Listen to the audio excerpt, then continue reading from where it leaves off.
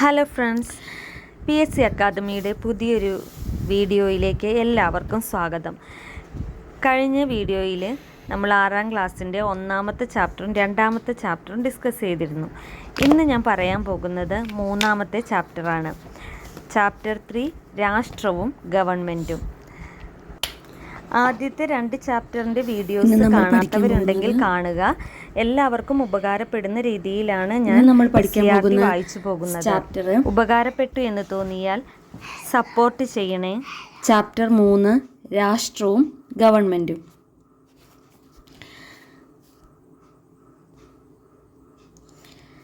പുറത്തു പോകാൻ അവസരം കിട്ടിയാൽ ആദ്യം എന്തു ചെയ്യണമെന്നാണ് ഓരോ ആളിൻ്റെയും ആഗ്രഹം എന്നതിനെക്കുറിച്ച് ഞങ്ങൾ ചർച്ച നടത്തിയിരിക്കുന്നു. പുറത്തു പോയി മിസ്റ്റർ വോസിനെ കാണാനാണ് ഡാഡിക്ക് ആഗ്രഹം. പീറ്ററിന് ടൗണിൽ പോയി സിനിമ കാണണം. എനിക്ക് സ്വാതന്ത്ര്യം എന്നത് തന്നെ വലിയ ആനന്ദമായി തോന്നുന്നു. അതുകൊണ്ട് എന്ത് ചെയ്യണമെന്ന് തന്നെ ചിന്തിക്കാൻ പറ്റുന്നില്ല. പക്ഷേ ഒന്നെനിക്കറിയാം, എല്ലാറ്റിലും അധികം ഞാൻ ഇഷ്ടപ്പെടുന്നത് ഞങ്ങളുടേത് മാത്രമായ ഒരു വീടും സഞ്ചാര സ്വാതന്ത്ര്യവുമാണ്. പിന്നെ എൻ്റെ സ്കൂളും പഠനവും. ഞാൻ എൻ്റെ രാജ്യത്തെ സ്നേഹിക്കുന്നു. ഞാൻ ഈ ഭാഷയെ സ്നേഹിക്കുന്നു. ഇവിടെ തന്നെ ജോലി ചെയ്ത് ജീവിക്കാൻ ആഗ്രഹിക്കുന്നു. ഇത് ആൻ ഫ്രാങ്കിൻ്റെ ഡയറി കുറിപ്പുകളിൽ നിന്നും എടുത്ത ഭാഗമാണ്. ആൻ ഫ്രാങ്കിൻ്റെ ഡയറി കുറിപ്പാണ്. പുറത്ത് പോകാൻ ഒരു അവസരം കിട്ടിയപ്പോൾ എന്ത് ചെയ്യണം എന്നൊക്കെ പ്ലാൻ ചെയ്യുന്നതും ആ സ്വാതന്ത്ര്യം അനുഭവിക്കുന്നതിൻ്റെ സന്തോഷവും ഒക്കെയാണ് അവർ ഈ പറയുന്നത്. ആൻ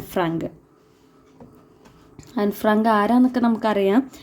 നോക്കിക്കേ, ഹിറ്റ്ലറുടെ സൈനിക ആക്രമണം കാരണം സ്വന്തം രാജ്യത്ത് ഒരു ഇടുങ്ങിയ മുറിയിൽ ഒളിവു ജീവിതം നയിക്കേണ്ടി വന്ന ആൻ ഫ്രാങ്ക് തൻ്റെ പ്രിയപ്പെട്ട ഡയറിയായ കിറ്റിയിൽ കുറിച്ചിട്ട വരികളാണ് മുകളിൽ കൊടുത്തിരിക്കുന്നത്. ഹിറ്റ്ലറുടെ സൈനിക ആക്രമണം കാരണം സ്വന്തം രാജ്യത്ത് ഒരു ഇടുങ്ങിയ മുറിയിൽ ഒളിവിൽ ജീവിക്കേണ്ടി വന്ന ആൻ ഫ്രാങ്ക് തൻ്റെ ഡയറിയായ കിറ്റിയിൽ കുറിച്ചിട്ട വരികളാണ് മുകളിൽ കൊടുത്തിരിക്കുന്നത്. അതായത് ഹിറ്റ്ലർ, ആൻ ഫ്രാങ്ക്, പുള്ളിക്കാരിയുടെ ഡയറിയുടെ പേരായിരുന്നു കിറ്റി എന്ന് പറയുന്നത്. ഇതൊന്ന് ഓർത്തിരിക്കണേ, കിറ്റി. നമ്മുടെ മാതൃരാജ്യം എന്തെല്ലാമാണ് നമുക്ക് ഉറപ്പ് നൽകുന്നത്? ഒന്ന് ചർച്ച ചെയ്യാം.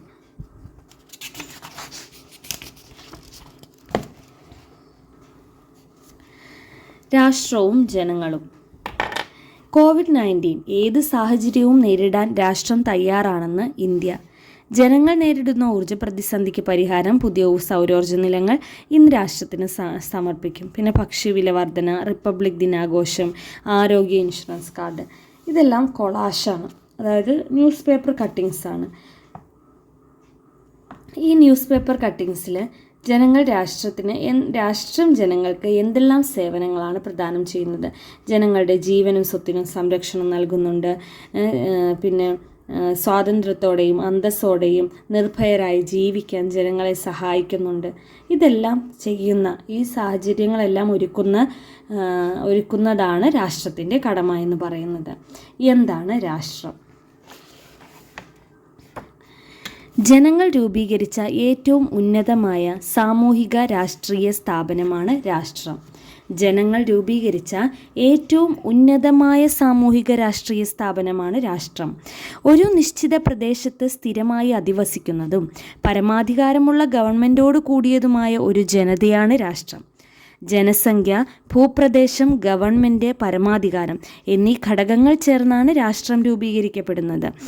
ജനസംഖ്യ, ഭൂപ്രദേശം, ഗവൺമെൻറ്, പരമാധികാരം ഇവയെല്ലാം ചേർന്നിട്ടാണ് രാഷ്ട്രം രൂപീകരിക്കപ്പെടുന്നത്.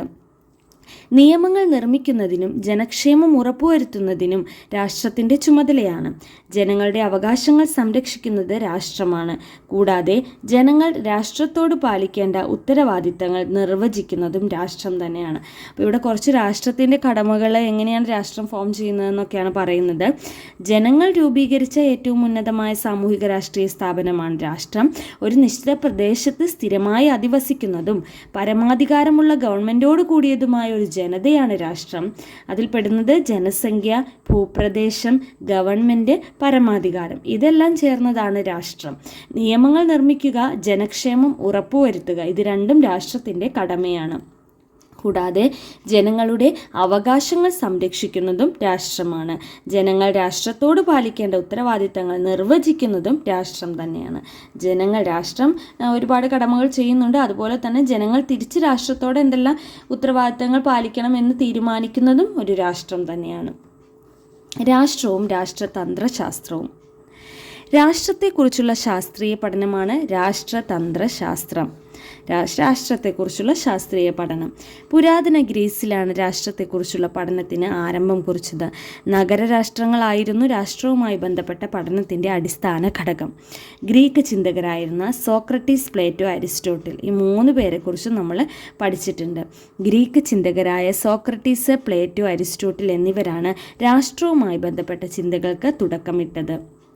ഇത് 3 ഈ ടെക്സ്റ്റ് ബുക്കിൽ തന്നെ 1-ാമത്തെ ചാപ്റ്ററിൽ പഠിച്ചിട്ടുണ്ട്. ഗ്രീക്ക് ചിന്തകരെക്കുറിച്ച്. പൊളിറ്റിക്സ് അല്ലെങ്കിൽ രാഷ്ട്രതന്ത്രം എന്ന വാക്ക് ആദ്യമായി ഉപയോഗിച്ചത് രാഷ്ട്രതന്ത്രശാസ്ത്രത്തിൻ്റെ പിതാവായ അരിസ്റ്റോട്ടിലാണ്. ഈ ഒരു പോയിന്റ് ഇവിടെയാണ് പറയുന്നത്. രാഷ്ട്രതന്ത്രശാസ്ത്രത്തിൻ്റെ പിതാവ് ആരാണെന്ന് ചോദിച്ചാൽ അത് അരിസ്റ്റോട്ടിലാണ്. രാഷ്ട്രതന്ത്രശാസ്ത്രത്തിൻ്റെ പിതാവ് അരിസ്റ്റോട്ടിലാണ്. അദ്ദേഹത്തിൻ്റെ പുസ്തകത്തെക്കുറിച്ച് നമ്മൾ പഠിച്ചായിരുന്നു പൊളിറ്റിക്സ് അല്ലെങ്കിൽ രാഷ്ട്രതന്ത്രം. അരിസ്റ്റോട്ടിലിൻ്റെ പുസ്തകമാണ് പൊളിറ്റിക്സ്. അക്കാഡമി എന്ന സ്ഥാപനം സ്ഥാപിച്ചത് ആരാണ്? പ്ലേറ്റോയാണ്. ലൈസിയം എന്ന സ്ഥാപനം സ്ഥാപിച്ചത് അരിസ്റ്റോട്ടിലാണ്. പൊളിറ്റിക്സ് എന്ന പുസ്തകം അരിസ്റ്റോട്ടിലിൻ്റേതാണ്. രാഷ്ട്രതന്ത്രശാസ്ത്രത്തിൻ്റെ പിതാവ്. അദ്ദേഹത്തിൻ്റെ വിഖ്യാത ഗ്രന്ഥമാണ് പൊളിറ്റിക്സ്. Aristotle, politics. സ്റ്റേറ്റ്. എന്താണ് സ്റ്റേറ്റിൻ്റെ ഇമ്പോർട്ടൻസ്? ഗ്രീക്കുകാർ നഗരരാഷ്ട്രങ്ങളെ സൂചിപ്പിക്കാൻ പോളിസ് എന്ന പദം ഉപയോഗിച്ചിരുന്നു. ഇത് നമ്മൾ കണ്ടതാണ്. പോളിസ്, ഗ്രീക്കുകാർ നഗരരാഷ്ട്രങ്ങളെ സൂചിപ്പിക്കാൻ ഉപയോഗിച്ചതാണ് പോളിസ്. റോമാക്കാർ സിവിറ്റാസ് എന്ന പദവും ഉപയോഗിച്ചിരുന്നു. ഇത് ആദ്യമായിട്ട് കാണുന്നതാണ് സിവിറ്റാസ്. ഇത് നമ്മൾ ഈ ടെക്സ്റ്റ് ബുക്കിൽ തന്നെ കണ്ട ഒരു വേർഡാണ്. നഗരരാഷ്ട്രങ്ങളെ ഗ്രീക്കുകാർ സൂചിപ്പിക്കുന്നത് പോളിസ് എന്നും ഇവിടെ റോമാക്കാർ സിവിറ്റാസ് എന്നുമാണ്. ഇറ്റാലിയൻ തത്വചിന്തകനായ നിക്കോളോ മാക്കിയവല്ലിയാണ് സ്റ്റേറ്റ് എന്ന പദം ആദ്യമായി ആധുനിക അർത്ഥത്തിൽ ഉപയോഗിച്ചത്. ആരാണ് സ്റ്റേറ്റ് എന്ന പദം ആദ്യമായിട്ട് ഉപയോഗിച്ചത്? നിക്കോളോ മാക്കിയവല്ലി. സ്റ്റേറ്റ് എന്ന പദം ആദ്യമായിട്ട് ഉപയോഗിച്ചത് നിക്കോളോ മാക്കിയവല്ലിയാണ്. ജർമ്മനിയിലെ പുരാതന ഗോത്ര വിഭാഗങ്ങളായ ട്യൂട്ടോണുകൾക്കിടയിൽ പ്രചാരത്തിലുണ്ടായിരുന്ന സ്റ്റാറ്റസ് എന്ന വാക്കിൽ നിന്നാണ് സ്റ്റേറ്റ് എന്ന പദം, ഇംഗ്ലീഷ് പദം ഉണ്ടായത്. സ്റ്റാറ്റസ് എന്ന വാക്കിൽ നിന്നാണ് സ്റ്റേറ്റ് എന്ന ഇംഗ്ലീഷ് പദം ഉണ്ടായത്. അത് എവിടെയാണ്? ജർമ്മനിയിലെ ട്യൂട്ടോണുകൾക്കിടയിൽ ഉണ്ടായിരുന്ന ഒരു പദമാണ് സ്റ്റാറ്റസ്. ജർമ്മനിയിലെ ട്യൂട്ടോണുകൾക്കിടയിൽ ഉണ്ടായിരുന്ന ഒരു പദമാണ് സ്റ്റാറ്റസ്. ഇവിടെ 2 ചിത്രങ്ങൾ കൊടുത്തിട്ടുണ്ട്. ഈ ചിത്രങ്ങളിൽ പൂർണ്ണമായ അർത്ഥത്തിൽ ഒരു വിദ്യാലയമാകുന്നത് ഏതാണെന്നാണ് പറയുന്നത്. ഇതിൽ കുട്ടികളുണ്ട്, അധ്യാപകരുണ്ട്, രക്ഷകർത്താക്കളുണ്ട്. അപ്പോൾ ഇതെല്ലാം കൂടെ ചേരുമ്പോഴാണ് എന്താവുന്നത്? ഒരു പൂർണ്ണമായ വിദ്യാലയം എന്ന് പറയാൻ പറ്റുകയുള്ളൂ. അതായത് ഒരു വിദ്യാലയമാണെങ്കിൽ വെറുതെ കെട്ടിടം മാത്രമല്ല, അതിൽ കുട്ടികളും ടീച്ചേഴ്സും അധ്യാപകരും മറ്റ് ജീവനക്കാരൊക്കെ ഉണ്ടാകണം. അതുപോലെ തന്നെയാണ് രാഷ്ട്രത്തിൻ്റെ കാര്യം എന്ന് പറയുന്നത്. ജനങ്ങളില്ലാതെ രാഷ്ട്രത്തിന് നിലനിൽപ്പില്ല.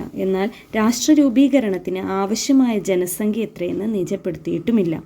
ഒരു രാഷ്ട്രത്തിലെ ജനസംഖ്യയിൽ വിവിധ മതവർഗ വർണ്ണ വിഭാഗങ്ങൾ ഉൾപ്പെടാം. പരസ്പരാശ്രയത്വം, പൊതു താൽപ്പര്യം, പൊതുബോധം എന്നിവയാൽ ഒത്തൊരുമിച്ച് നിൽക്കുമ്പോഴാണ് ജനങ്ങൾ രാഷ്ട്രത്തിൻ്റെ ഘടകമായി മാറുന്നത്. അതായത് എത്ര ജനസംഖ്യ എന്ന് നിജപ്പെടുത്തിയിട്ടില്ല. ഒരു രാഷ്ട്രമാകണമെങ്കിൽ ഇത്ര ജനസംഖ്യ വേണമെന്ന് നിജപ്പെടുത്തിയിട്ടില്ല. പല മതത്തിലും വർഗത്തിലും വർണ്ണത്തിലും ഉള്ളവർ ഉണ്ടാകണം. പരസ്പരാശ്രയത്വം, പൊതു താല്പര്യം, പൊതുബോധം ഒത്തൊരുമിച്ച് നിൽക്കുമ്പോഴാണ് ജനങ്ങൾ എന്ന് പറയുന്നത് രാഷ്ട്രത്തിൻ്റെ ഭാഗമായി മാറുന്നതെന്നാണ് പറയുന്നത്. ഇവിടെ 2 ക്വസ്റ്റ്യൻസ് കൊടുത്തിട്ടുണ്ട്. ഏറ്റവും കൂടുതൽ ജനസംഖ്യയുള്ള രാജ്യം, ഏറ്റവും കുറവ് ജനസംഖ്യയുള്ള രാജ്യം. ഏറ്റവും കൂടുതൽ ജനസംഖ്യയുള്ള രാജ്യം ഇപ്പോൾ 2025-26 ആയപ്പോഴേക്കും അത് ഇന്ത്യയായിട്ട് മാറിയിട്ടുണ്ട്. ആദ്യം ചൈനയായിരുന്നു, ഇപ്പോൾ അത് ഇന്ത്യയാണ്. ഏറ്റവും കുറവ് ജനസംഖ്യയുള്ള രാജ്യം എന്ന് പറയുന്നത് വത്തിക്കാനാണ്. ഏറ്റവും കുറവ് ജനസംഖ്യയുള്ള രാജ്യം വത്തിക്കാൻ സിറ്റിയാണ്. ഇവിടെ കുറച്ച് പ്രസ്താവനകൾ നൽകിയിട്ടുണ്ട്. ശരിയായത് തെറ്റേതെന്നാണ്. രാഷ്ട്ര രൂപീകരണത്തിന് ആവശ്യമായ ജനസംഖ്യ 1,00,000 നിജപ്പെടുത്തിയിരിക്കുന്നു. അത് തെറ്റാണ്. എത്ര ജനസംഖ്യ വേണമെന്ന് നിജപ്പെടുത്തിയിട്ടില്ല എന്ന് നമ്മൾ മുമ്പ് പറഞ്ഞതാണ്. ഒരു രാഷ്ട്രത്തിലെ ജനസംഖ്യയിൽ വ്യത്യസ്ത മതവർഗ വിഭാഗങ്ങൾ ഉൾപ്പെടാം. അത് ശരിയാണ്, പറഞ്ഞിരുന്നു. ജനങ്ങൾ രൂപീകരിച്ച ഏറ്റവും ഉന്നതമായ രാഷ്ട്രീയ സ്ഥാപനമാണ് രാഷ്ട്രമെന്ന് പറയുന്നത്. അത് ശരിയാണ്. ജനങ്ങളില്ലാതെയും രാഷ്ട്രത്തിന് നിലനിൽക്കാം. ഇല്ല, ജനങ്ങളില്ലാതെ രാഷ്ട്രത്തിന് നിലനിൽക്കാൻ കഴിയില്ല. എല്ലാ വിഭാഗങ്ങളും ഉണ്ടാകണമെന്ന് നമ്മൾ ഇച്ചിരി മുമ്പ് വായിച്ചതാണ്. അടുത്തതാണ് ഭൂപ്രദേശം. ദക്ഷിണ സുഡാൻ്റെ ഭൂപടങ്ങൾ 2 രീതിയിൽ തന്നിട്ടുണ്ട്. ദക്ഷിണ സുഡാൻ്റെ ഭൂപടങ്ങളാണ് തന്നിരിക്കുന്നത്. 2011 രൂപീകരിക്കപ്പെട്ട ദക്ഷിണ സുഡാൻ്റെ ഭൂപടമാണ് മുകളിൽ കൊടുത്തിരിക്കുന്നത്. ഇവിടെ കുറച്ച് ക്വസ്റ്റ്യൻസും കൊടുത്തിട്ടുണ്ട്. ദക്ഷിണ സുഡാൻ ഏത് ഭൂഖണ്ഡത്തിലാണ് സ്ഥിതി ചെയ്യുന്നത്? ഇവിടെ നോക്കി നമുക്ക് മനസ്സിലാക്കാവുന്നതേ ഉള്ളൂ. ദക്ഷിണ സുഡാൻ എന്ന് പറയുന്നത് എവിടെയാണ്? ആഫ്രിക്കൻ ഭൂഖണ്ഡത്തിലാണ്. ഏത് നദിയാണ് ഈ രാജ്യത്തെ ജലസമൃദ്ധമാക്കുന്നത്? ആഫ്രിക്കൻ ഭൂഖണ്ഡം. ഏത് നദിയാണ് ആഫ്രിക്കയിൽ? നമുക്കറിയാം നൈൽ നദി. ഇവിടെ നോക്കിയാൽ കാണാട്ടോ, ഇവിടെ നൈൽ നദി എന്ന് എഴുതിയിട്ടുണ്ട്. നൈൽ നദിയാണ് ഈ രാജ്യത്തിൻ്റെ ജലസമൃദ്ധമാക്കുന്നത്. ദക്ഷിണ സുഡാൻ്റെ അതിർത്തി രാജ്യങ്ങൾ കണ്ടെത്തി എഴുതൂ. വടക്ക് സുഡാനാണ്. ദക്ഷിണ സുഡാൻ്റെ വടക്ക് ഭാഗത്ത് സുഡാനാണ്. തെക്ക് ഉഗാണ്ടയാണ്. തെക്ക് ഉഗാണ്ടയുണ്ട്. കിഴക്ക് എത്യോപ്യയാണ്. പടിഞ്ഞാറ് മധ്യ ആഫ്രിക്കൻ റിപ്പബ്ലിക്. മധ്യ ആഫ്രിക്കൻ റിപ്പബ്ലിക്.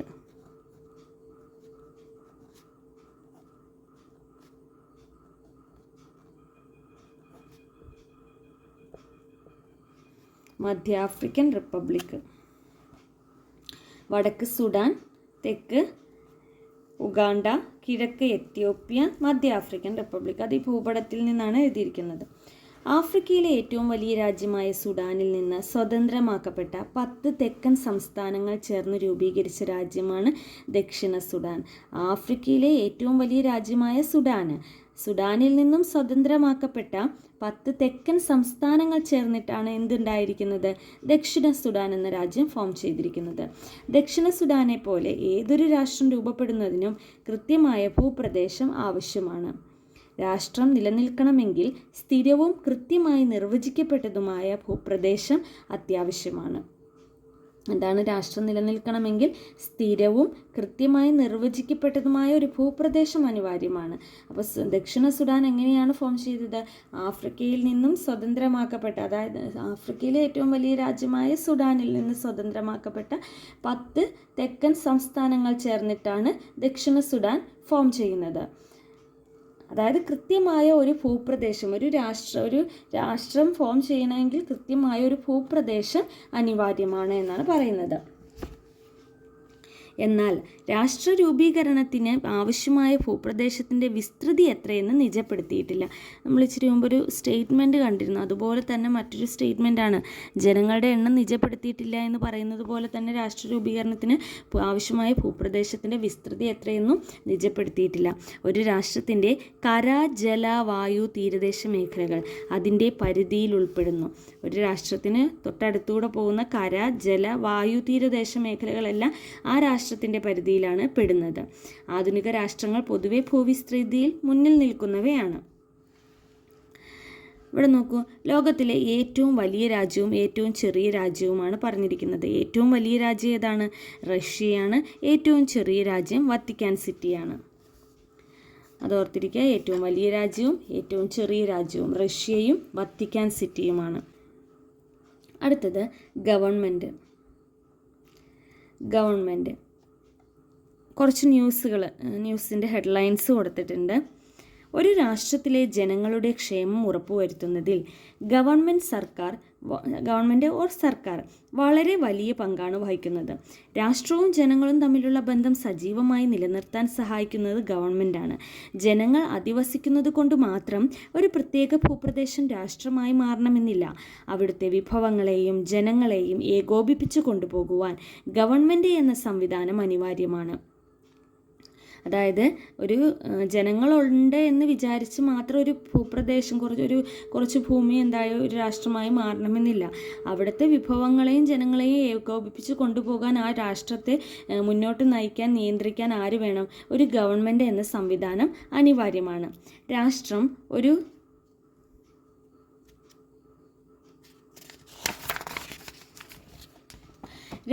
ഒരു സ്ഥിര സ്ഥാപനവും ഗവൺമെൻറ് മാറിക്കൊണ്ടിരിക്കുന്നതുമാണ്. രാഷ്ട്രം എന്ന് പറയുന്ന ഒരു സ്ഥിര സ്ഥാപനമാണ്. ഗവൺമെൻറ് മാറിക്കൊണ്ടിരിക്കുന്നു. രാഷ്ട്രത്തിൻ്റെ നയങ്ങൾ രൂപീകരിക്കുന്നതിനും പ്രകടിപ്പിക്കുന്നതിനും സാക്ഷാത്കരിക്കുന്നതിനുമുള്ള ഏജൻസിയാണ് ഗവൺമെൻറ്.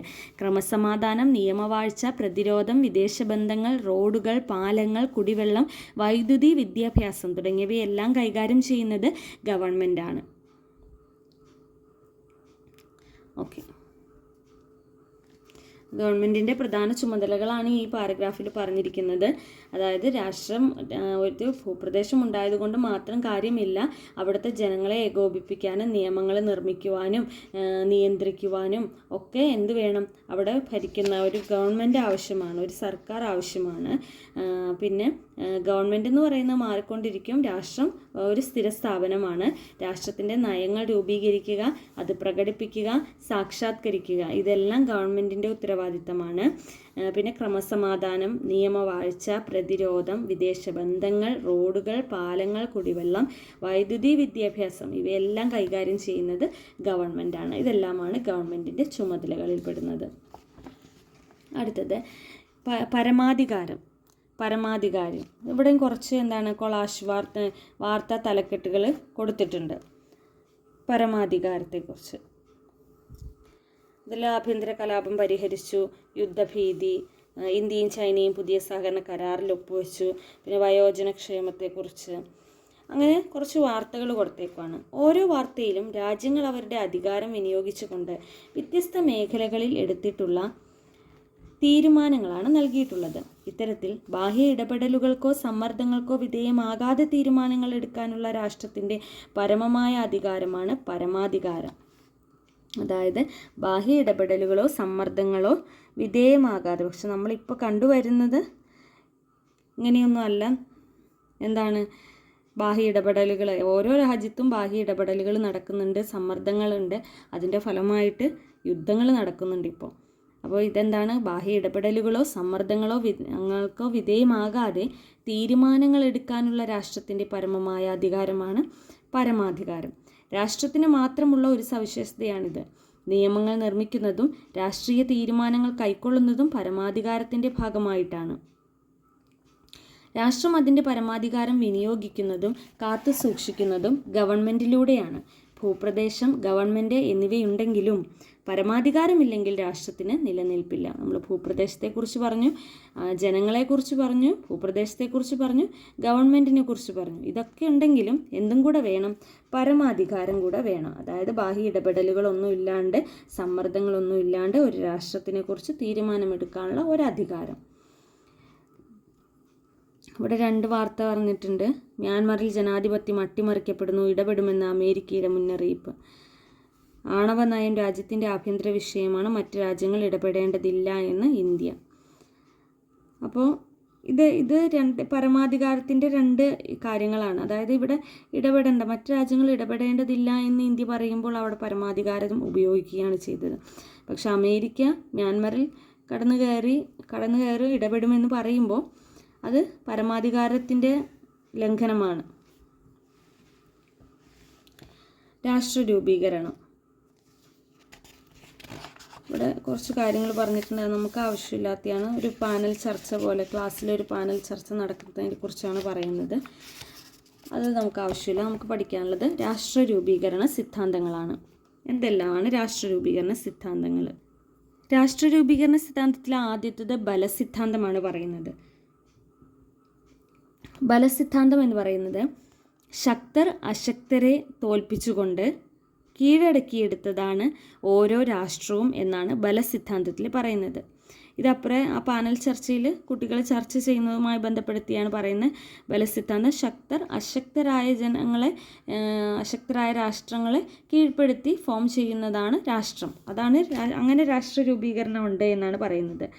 മറ്റൊരു സിദ്ധാന്തം പറയുന്നത് സാമൂഹിക ഉടമ്പടി അല്ലെങ്കിൽ കരാർ സിദ്ധാന്തമാണ്. ജനങ്ങൾ ഉണ്ടാക്കിയ ഒരു കരാറുകളാണ് രാഷ്ട്ര രൂപീകരണത്തിന് അടിസ്ഥാനം എന്നാണ് പറയുന്നത്. ഒരു രാഷ്ട്രം രൂപീകരിക്കാൻ അവിടുത്തെ ജനങ്ങളുമായിട്ടുണ്ടാക്കിയ ഒരു കരാറിൻ്റെ അടിസ്ഥാനത്തിൽ അല്ലെങ്കിൽ സാമൂഹിക ഉടമ്പടിയുടെ അടിസ്ഥാനത്തിൽ ഫോം ചെയ്യുന്നതാണ് രാഷ്ട്രം എന്ന് പറയുകയാണെങ്കിൽ അത് സാമൂഹിക ഉടമ്പടി ഒരു കരാർ സിദ്ധാന്തമാണ്.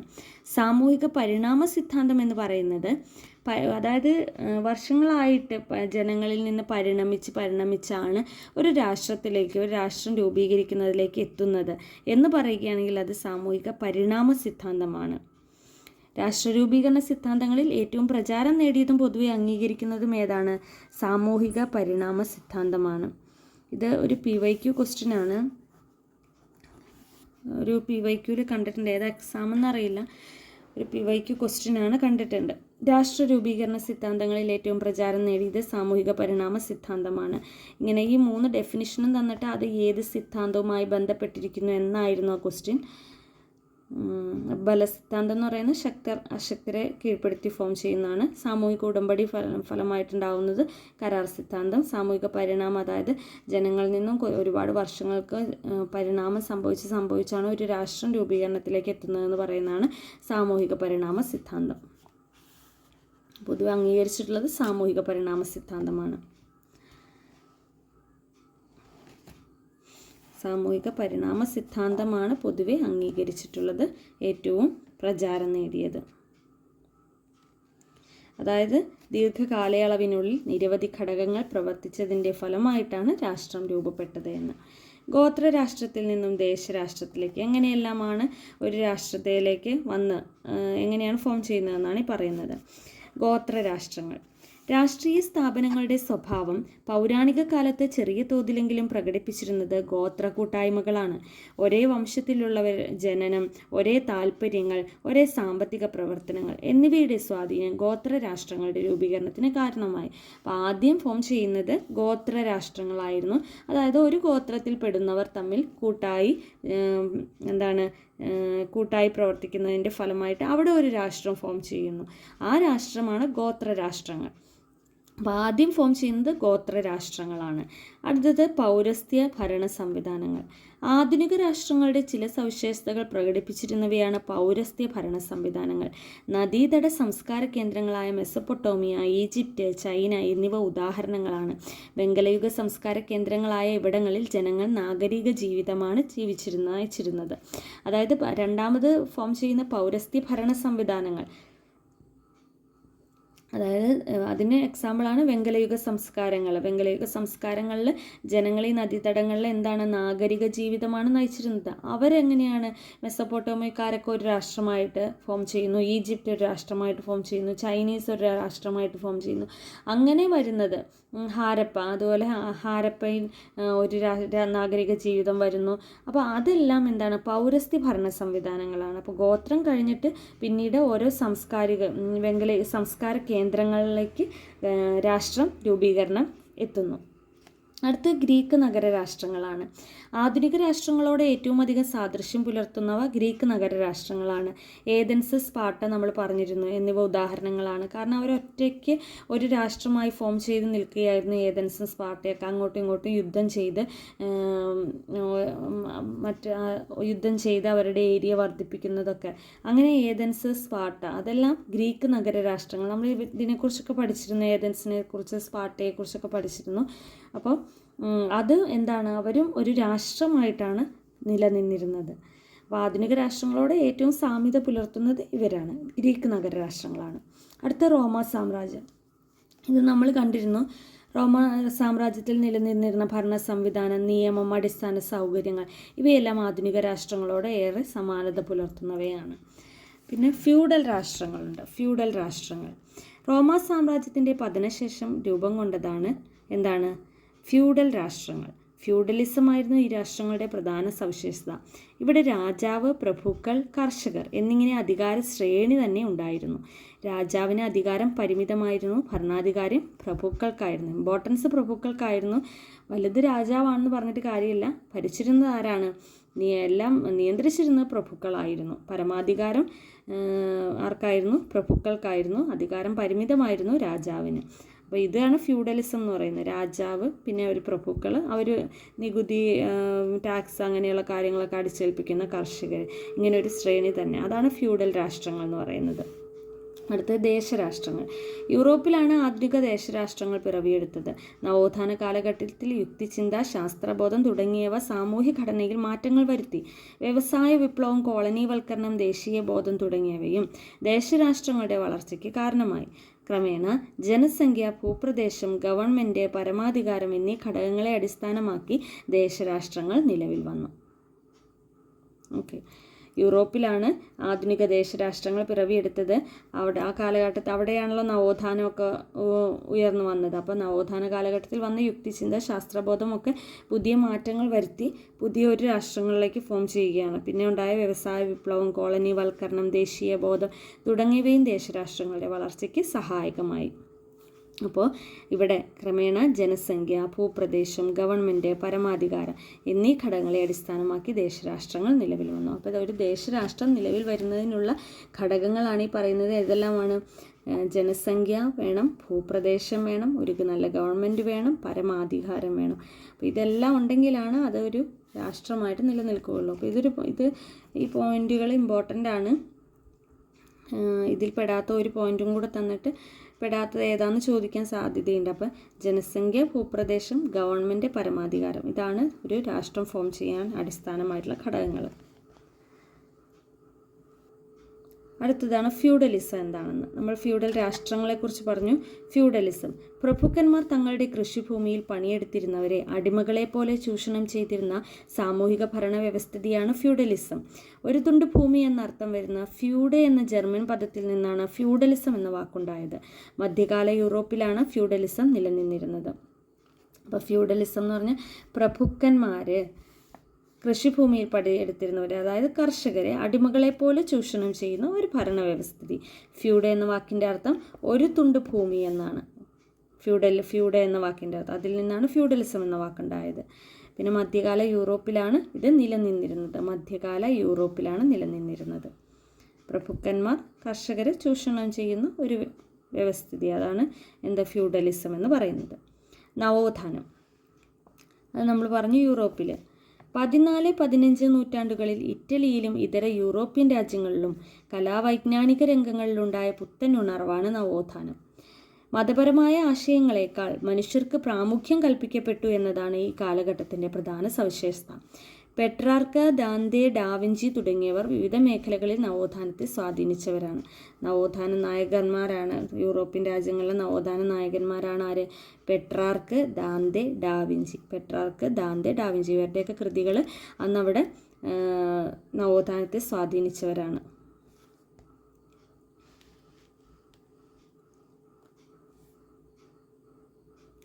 ഇവിടെ കുറച്ച് രാഷ്ട്രങ്ങളുടെ ഉത്ഭവവും വളർച്ചയും സംബന്ധിച്ച് ഒരു വർക്ക് ഷീറ്റ് കൊടുത്തിരിക്കുകയാണ്. നമ്മൾ പഠിച്ചതിനെക്കുറിച്ച് തന്നെയാണ്. രാജാവ്, പ്രഭുക്കൾ, കർഷകർ, ഇത് ഏതുമായിട്ട് ബന്ധപ്പെട്ട നമ്മൾ പറഞ്ഞതെന്ന് ഓർത്ത് നോക്കിക്കേ. ഫ്യൂഡൽ രാഷ്ട്രവുമായിട്ട് ബന്ധപ്പെട്ട്. യുക്തിചിന്ത, ശാസ്ത്രബോധം, വ്യവസായ വിപ്ലവം, ദേശീയബോധം, ഇത് ഏത് രാഷ്ട്രങ്ങളെക്കുറിച്ചാണ് പറഞ്ഞത്? യുക്തിചിന്ത, ഭൂപ്രദേശം, ശാസ്ത്രബോധം, വ്യവസായ വിപ്ലവം, ഇതെല്ലാം ദേശരാഷ്ട്രങ്ങളെക്കുറിച്ചാണ്. എന്തിനെയാണ്? ദേശരാഷ്ട്രം. വെങ്കലയുഗ സംസ്കാര കേന്ദ്രങ്ങൾ ഈ ഭരണ സംവിധാനത്തിൽ ഉൾപ്പെടുന്നു. നമ്മൾ പറഞ്ഞിരുന്നു. വെങ്കലയുഗ സംസ്കാര കേന്ദ്രങ്ങളെക്കുറിച്ച് പറഞ്ഞത് പൗരസ്ത്യ ഭരണ സംവിധാനം.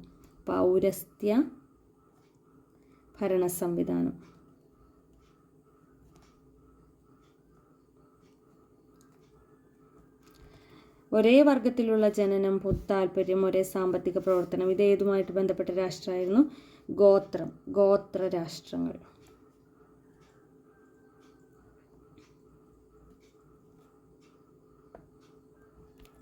രാഷ്ട്രങ്ങൾ. അപ്പോൾ ഇത്രയാണ് പറഞ്ഞത്.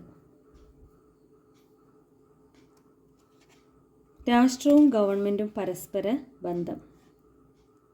എന്താണ് രാഷ്ട്രവും ഗവൺമെൻറ്റും തമ്മിലുള്ള ബന്ധം? രാഷ്ട്രത്തിൽ ഭരണനിർവഹണം നടത്തുന്ന ഗവൺമെൻറ്റാണെന്ന് നമ്മൾ പറഞ്ഞിരുന്നു. എന്തെല്ലാമാണ് പ്രത്യേകതകൾ നോക്കാം. രാഷ്ട്രവും ഗവൺമെൻറ്റും തമ്മിലുള്ള താരതമ്യമാണ് ഇവിടെ നടക്കുന്നത്. കുറച്ച് പോയിന്റ്സുകൾ തന്നിട്ടുണ്ട്. രാഷ്ട്രത്തിന് ഏതാണ്, ഗവൺമെൻറ്റിന് ഏതാണ് എന്നാണ് പറയുന്നത്.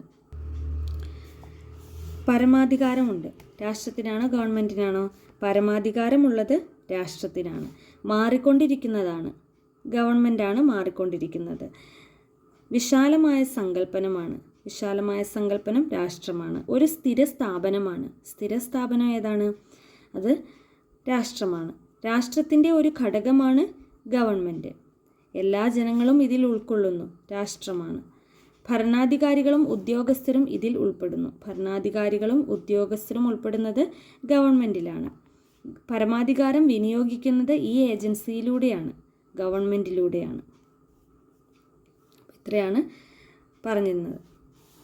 അത് രാഷ്ട്രം ഗവൺമെൻറ് എന്ന രീതിയിൽ താരതമ്യപ്പെടുത്തിയിരിക്കുകയാണ്. ഇനി ഗവൺമെൻറ്റിൻ്റെ ഘടകങ്ങൾ എന്തൊക്കെയാണെന്ന്, ഇമ്പോർട്ടൻ്റ് ആയിട്ടുള്ള ഒരു കാര്യമാണ് ഗവൺമെൻറ്റിൻ്റെ ഘടകങ്ങൾ. നിയമനിർമ്മാണ വിഭാഗം, കാര്യനിർവഹണ വിഭാഗം, നീതിന്യായ വിഭാഗം, അങ്ങനെ 3 എണ്ണമാണ് ഗവൺമെൻറ്റിൻ്റെ ഘടകങ്ങൾ. എന്താണ് നിയമനിർമ്മാണ വിഭാഗം? രാജ്യത്തിനാവശ്യമായ നിയമങ്ങൾ നിർമ്മിക്കുക, നിലവിലുള്ള നിയമങ്ങളിൽ മാറ്റം വരുത്തുക തുടങ്ങിയവയാണ് നിയമനിർമ്മാണ വിഭാഗത്തിൻ്റെ ചുമതലകൾ. രാഷ്ട്രഭരണത്തെ നിയന്ത്രിക്കുന്നതിൽ നിയമനിർമ്മാണ വിഭാഗത്തിന് കാര്യമായ പങ്കുണ്ട്. അതായത് നിയമങ്ങൾ നിർമ്മിക്കുക, അത് നടപ്പിലാക്കുക, അതിനെന്തെങ്കിലും മാറ്റം വരുത്താനുണ്ടെങ്കിൽ മാറ്റം വരുത്തുക, അതാണ് എന്ത് നിയമനിർമ്മാണ വിഭാഗത്തിൽ പെടുന്നത്.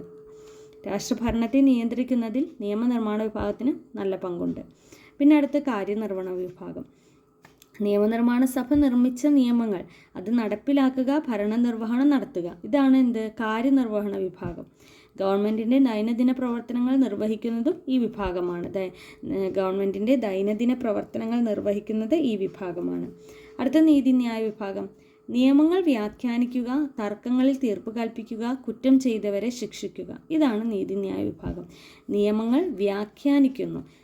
എന്താണ്? നിയമങ്ങൾ നിർമ്മിക്കുന്നത് നിയമനിർമ്മാണ വിഭാഗം, നടപ്പിൽ വരുത്തുന്നത് കാര്യനിർവഹണ വിഭാഗം, നിയമങ്ങൾ വ്യാഖ്യാനിക്കുന്നത് നീതിന്യായ വിഭാഗം, തർക്കങ്ങളിൽ തീർപ്പ് കൽപ്പിക്കുക, കുറ്റം ചെയ്തവരെ ശിക്ഷിക്കുക. നിയമനിർമ്മാണ വിഭാഗം നിയമങ്ങൾ നിർമ്മിക്കുമ്പോൾ കാര്യനിർവഹണ വിഭാഗം അത് നടപ്പിലാക്കുന്നു. ഈ പ്രക്രിയകളിൽ ഉണ്ടാകുന്ന തർക്കങ്ങൾ പരിഹരിക്കുന്ന നീതിന്യായ വിഭാഗമാണ്. അങ്ങനെ ഇതാണ് ഈ 3 എണ്ണമാണ് ഗവൺമെൻറ്റിൻ്റെ ഘടകങ്ങൾ പറയുന്നത്. ഇതോടുകൂടി ചാപ്റ്റർ 3 രാഷ്ട്രവും ഗവൺമെൻറ്റും എന്ന ചാപ്റ്റർ തീരുകയാണ്. ഇത് ഇവിടെ കൺക്ലൂഷനായിട്ട് കുറച്ച് കാര്യങ്ങളും കൊടുത്തിരിക്കുകയാണ്. ഇത്രയേ ഉള്ളൂ. എല്ലാവർക്കും വീഡിയോ ഇഷ്ടമായെങ്കിൽ ലൈക്ക് ചെയ്യുക, ഷെയർ ചെയ്യുക, സബ്സ്ക്രൈബ് ചെയ്യുക. വീണ്ടും പുതിയൊരു വീഡിയോ ആയിട്ട് വരാം. ഇത് ആർക്കെങ്കിലും ഉപകാരപ്പെടുന്നുണ്ടെങ്കിൽ സബ്സ്ക്രൈബ് ചെയ്ത് സപ്പോർട്ട് ചെയ്യണം. അടുത്ത വീഡിയോയിൽ വരുന്നത് വരെ ബായ്.